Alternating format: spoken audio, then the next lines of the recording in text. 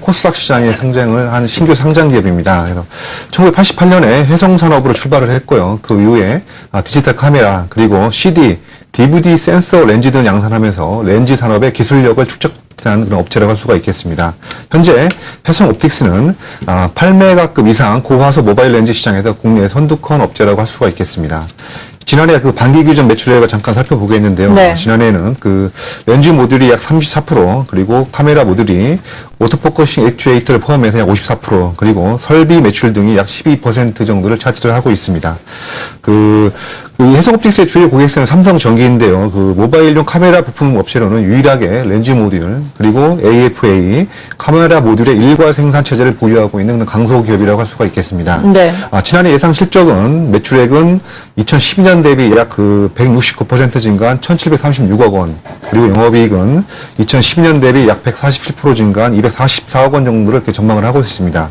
이와 같은 실적 호조의 주요 원인은 2012년까지 그 개발비를 부담했던 8메가 카메라 모듈 양산이 본격화되고 있고요. 그리고 13메가 렌즈 모듈 매출 비중 확대에 기인한 것으로 이렇게 추정을 하고 있습니다. 특히 지난해 3분기 이후에는 그 휴대폰 부품업체를 중심으로 해서 저상장, 즉 성장에 대한 그 우려감이 부각이 되고 있으나 차별화된 그 경쟁력을 보유한 그 해성옵틱스는 아마 경쟁에서 살아남을 가능성이 높은 업체로 이렇게 추정이 되고 있습니다. 네, 해성옵틱스 지금 ATTS를 쳐보니까 최근 들어서 특히나 많은 증권사에서 리포트를 상당히 긍정적으로 내고 있네요. 카메라 모듈 쪽에 신뢰다, 또 구성장이 예상된다라는 내용이 주를 이루고 있는데, 앞서 말씀을 해주신 것처럼 렌즈 모듈 그리고 액추에이터 카메라 모듈 일괄 생산을 하는 이 모바일용 카메라 부품 업체로는 일괄 생산을 하는 업체로는 하나밖에 없다라고 말씀을 해주셨는데, 각각의 부분에 대해서 또 자세하게 짚어볼 필요가 있어 보입니다. 먼저 렌즈 모듈 사업은 어떻게 진행이 되고 있는 건가요? 네, 그렇습니다. 먼저 렌즈 모듈부터 살펴보시겠는데요. 네. 해성옵틱스는 8메가 이상의 그런 고화소급 시장의 선도 업체로 13메가급에서는 비상장 업체죠. 방중화학과 더불어 양강 체제를 구성을 하고 있습니다. 하지만 이와 같은 해성 옵틱스는 아마 8메가 시장에서 아마 그 최고 업체라고 할 수가 있겠는데요. 해성옵틱스의 렌즈 모듈 매출 비중은 약 30% 수준이고요. 2014년 올해 카메라 모듈 매출 증가로 아마 그 렌즈 모듈 비중은 소폭 감소할 것으로 예상이 되고 있습니다. 지난해 기준 그런 8메가와 13메가 그 렌즈 모듈 매출 비중은 각각 30%와 69%로 추정이 되고요. 8메가 제품 매출액이 전년 대비 소폭 감소할 것으로 이렇게 보이는 이유는 13메가가 아마 주력 아이템으로 아마 생산됨에 따라서 아마 캐파 부족에 기인한 것으로 판단이 되고 있습니다. 하지만 지난해 하반기에 그 캐파를 약 70% 이상 증설을 하였기 때문에 2014년에는 8메가 제품의 매출액이 소폭 증가할 여지는 충분히 있는 것으로 이렇게 파악이 되고 있습니다. 하지만 렌즈 모듈 시장에서는 수율 경쟁력이 무엇보다 중요한 그런 요소로 파악되고 있고요. 해성옵틱스는 국내 최초로 그 모바일 렌즈 모듈 자동 조립 시스템 개발로 인해서 수율을 충분히 확보했기 때문에 경쟁사 대비 고화질 시장에 아마 선두 업체로 이렇게 부각이 되고 있는 상황이라고 할 수 있겠습니다. 2014년 역시에는 역시 고화소 렌즈 시장이 한 단계 레벨업 될 것으로 이렇게 예상이 되고 있는데, 해성옵틱스는 13메가 시장에 신규 진출할 계획으로 이렇게 알려지고 있습니다. 기존의 13메가와 그런 8메가의 경우 렌즈 5장을 적용하여 그런 렌즈 모듈을 생산하였지만 13메가에서는 아마 렌즈 6장을 적용하기 때문에 매출 증가뿐만 아니라 렌즈 모듈의 수익성에도 상당한 긍정적인 영향이 예상되고 있습니다. 특히 최근에 해성옵틱스의 경우에는 그 8메가 제품이죠. 이 8메가 제품이 고객사로부터 표준 모델로 아마 지정이 되었습니다. 이 고객사에서는 렌즈 화소별로 아마 그 표준화 모델을 지정하고 사용하고 있는데요.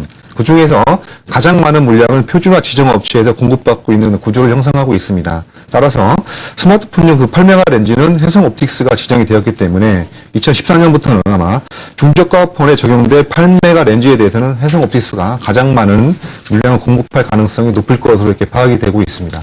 네, 렌즈 모듈 쪽도 상당히 좋을 것이다라고 말씀해 주셨는데, 최근에 또 많은 성장을 한 것이 카메라 모듈 쪽이다라고 앞서 잠깐 말씀을 해주셨거든요.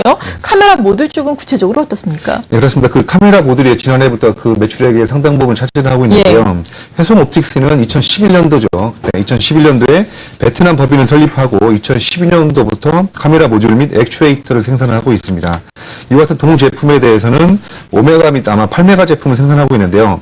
카메라 모듈 매출 중에서는 8메가 비중이 약 76%로 아마 주력이라고 할 수가 있겠습니다. 아울러 해성옵틱스는 삼성전기 카메라 관련 협력 업체 중에서 유일하게 아마 베트남에 진출한 업체인데요. 고객사의 중저가폰 생산 물량 증가로 아마 가동률이 상승하고 있는 그런 단계라고 할 수가 있겠습니다.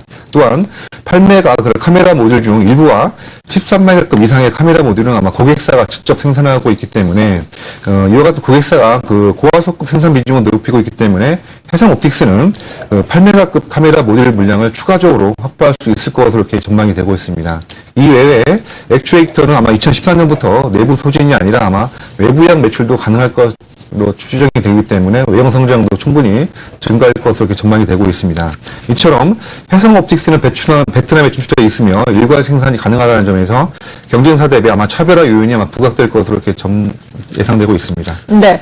앞서 짚어주신 것처럼 카메라 모듈이나 이 렌즈 모듈 역시 모두 다 성장을 할 것으로 예상이 되는데 이 해상 옵틱스 같은 경우에는 할인 요인이 특정 업체에 많이 그렇습니다. 또 집중이 돼 있고 그리고 스마트폰 향에 대한 의존도가 너무 높다라는 점이라고 들었거든요. 이러한 부분은 어떻게 극복이 가능하겠습니까? 네, 그렇습니다. 그 해상옵틱스의 가장 큰 할인 요인은 예. 바로 그 특정 고객사죠. 삼성전기라든가 그리고 스마트폰향으로의 의존도가 90% 이상으로 상당히 할인 요인이라고 할 수가 있겠습니다. 그렇지만 해상옵틱스는 아마 올해부터는 스마트폰용이 아니라 보안용, 차량 기기용 그리고 의료기기 등 스마트폰 이외의 산업으로 아마 투자를 본격화할 예정에 있습니다. 물론 이와 관련 가시적인 성과는 2015년도부터 기대되고 있고요. 이종 산업의 진출 계획은 상당히 긍정적이라고 할 수가 있겠습니다. 특히나 휴대폰 부품 업체를 중심으로 해서 아마 저성장 우려가 부각이 되고 있지만 차별화된 경쟁력을 보유한 해상옵틱스는 제가 볼 때는 아마 경쟁에서 아마 살아남을 가능성이 높을 것으로 전망이 되고 있습니다. 그렇다면 이 해상옵틱스의 가장 강력한 투자 포인트는 아마 세 가지로 요약이 되겠는데요. 먼저 일괄 생산 체제 보유로 인해서 아마 경쟁사 대비 높은 그런 수익 창출이 예상된다는 점입니다. 두 번째는 고성장 대비 낮은 밸류에이션 상태라고 할 수 있겠고요.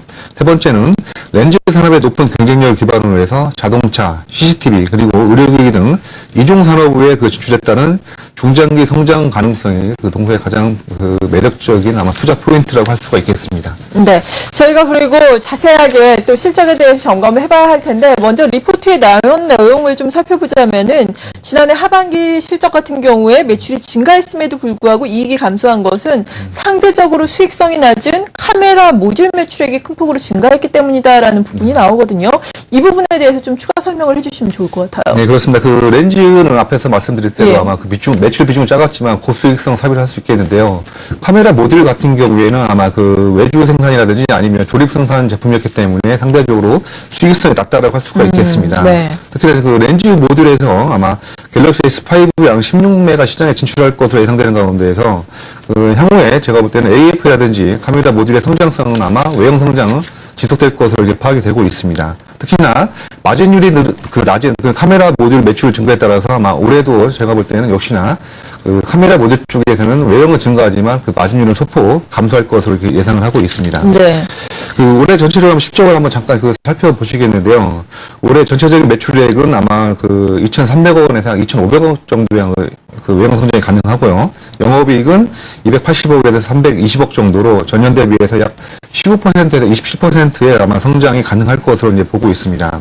하지만 올해부터는 그런 고객사의 그 판매가 그 표준화 모델 선정에 따라서 아마 가장 많은 물량을 배정받을 것으로 이렇게 예상이 되고 있고, 이는 고스란히 아마 실적 증가로 아마 연결될 것으로 아마 예상이 되고 있습니다.